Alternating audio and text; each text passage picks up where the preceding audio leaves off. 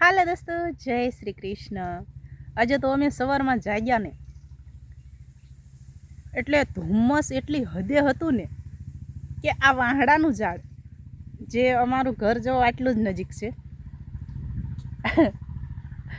ત્યાંથી આ વાહડાનું ઝાડ રહ્યું ને એ ઝાંખું દેખાતું હતું. બોલો, એટલી હદે વધારામાં વધારે ધુમ્મસ હતો, બહુ જ ધુમ્મસ હતો.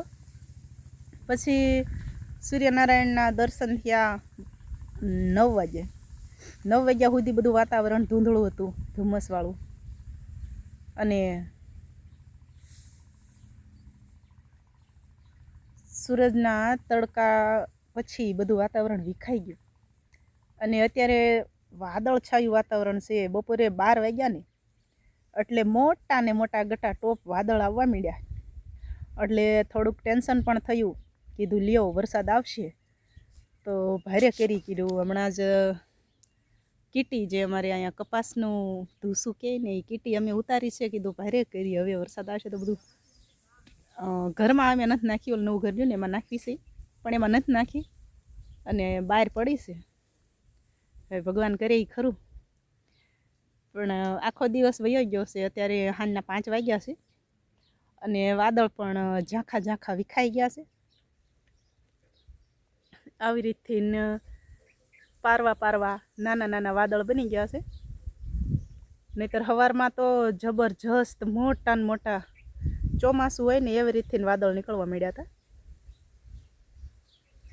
પણ અત્યારનું વાતાવરણ કંઈક આવું બની ગયું છે, એટલે લગભગ કાંઈ વરસાદ નહીં આવે. 99% તો નહીં આવે. દીના નાથ ઉપર વિશ્વાસ છે, નહીં બગાડે આપણું કાંઈ. જો આપણે જુવાર ને બધું હમણાં મોડું મોડું વાવ્યું હતું, એ પણ આટલું મસ્ત થઈ ગયું છે. આ છાણિયા ખાતરના પ્રતાપ હો આ બધાય. નહીતર અમુક પડામાં જો છાણિયું ખાતર ભરવામાં ન આવ્યું હોય ને, આની હારો હાર વાવેલી વસ્તુ પણ જુવાર હોય કે મકાઈ હોય તો એ આનું અડધું જ હોય. કદ આટલું બધું નથી થતું એનું. આટલી બધી હાઈટ ન પકડે, કારણ કે નીચે છાણિયું ખાતર હોય, પાણીનો ધરવ હોય, એટલે તો એ વધવાનું જ છે. પણ અમુક જગ્યાએ એવું બનતું હોય કે પાણી તો ધરવ મળ્યા રાખે, પણ છાણિયું ખાતર ન હોય ને એટલે એ જમીન કઠણ થઈ ગઈ હોય, ને કઠણ જમીનના હિસાબે ગ્રોથ ઓછો કરે અને નીણમાં પણ ઘટાડો રહે.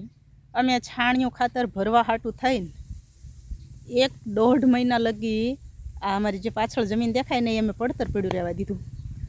મકાઈ વાળી હતી ચોમાસામાં, એનો વાઢ પૂરો થઈ ગયો, ખૂટવાડી દીધું. છતાં 1 મહિના સુધી અમે પડતર પડ્યું રહેવા દીધું. કીધું થોડાક ટાઈમ જાળવી જાવી મગફળી હતી ઓલા પડામાં, એટલે મગફળી નીકળી જાય ને પછી છાણિયું ખાતર ભરી અને પછી નીણ વાવવી તો સારું રહે. તો ખરેખર જો ત્યારે ઉતાવળ રાખી અને વાવી દીધી હોત ને તો છાણિયું ખાતર ન ભરાણું હોત. અને અત્યારે જે આ લીલકાઈ છે ને, જે આપણી વાહી, એટલું મોટું હાઈટ ન પકડી શક્યું હોત. એટલે શાંતિ રાખી 1.5 મહિના જેવી તાણ તો પડે નીણની, કારણ કે લીલું મકાઈ નેપિયર સિવાય બીજી કોઈ વસ્તુ નહોતી. મકાઈ હતી પણ અમે ખૂટવાડી દીધી હતી ચારીને, કારણ કે ચોમાસામાં તો તૈયાર જ નાખવાનું હોય આપણે. એટલે એ મકાઈએ બધી ખૂટવાડી દીધી હતી. અને પછી કીધું વાવી દઈશું, પણ છાણિયું ખાતર ભરીને પછી વાવી, એટલે 1.5 મહિનાનો અંતર રહી ગયું. એટલે અમે ઘણી બધી કીટી લઈ આવ્યા. ઘણી બધી એટલે 65,000ની કીટી લઈ આવ્યા.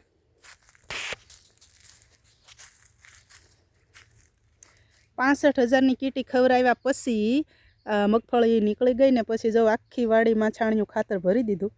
અને અત્યારે આ જો ગૌ માતાની દયાથી, છાણિયા ખાતરની દયાથી અને કાંઈક તો ખેડૂત નહીં એટલી જો વચમાં ખાલું દેખાય છે, ત્યાં જ્યાં ખાલું દેખાય ત્યાં થોડુંક આડું પડી ગઈ છે જાર.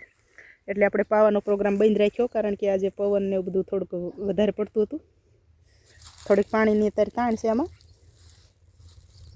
એટલે જો અહીંયા એક ઘરકો પડ્યો છે, પણ એટલી ભગવાન લાજ રાખી દે તો બધું ન પડે તો સારું રહે. નહીંતર જો બધી આડી પડી જાય તો ઝાડ તો કદાચ ઊભી થઈ જાય, પણ ઓલી મકાઈ રહી ને, જો ઓલી સાઈડ રહી ને એ મકાઈ છે, જે જુવાર કરતાં થોડીક નીકળતી દેખાય છે, એ મકાઈ છે. એ ઊભી ન થઈ શકે, પછી આડી પડે ને એટલે એ હળી જ જાય, કારણ કે મકાઈની અંદર એનું રાડું હોય ને એ પોલું હોય, અને આડું પડે ને એટલે પછી એમાં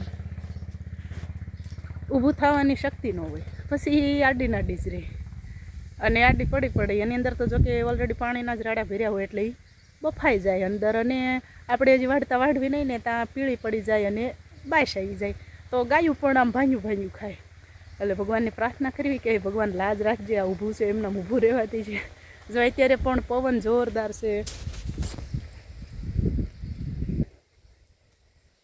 છે ને.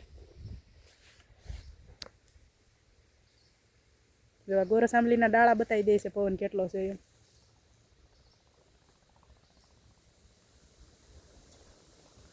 જો આટલો પવન છે, લીમડાના પત્તા પણ ખરવા માંડ્યા.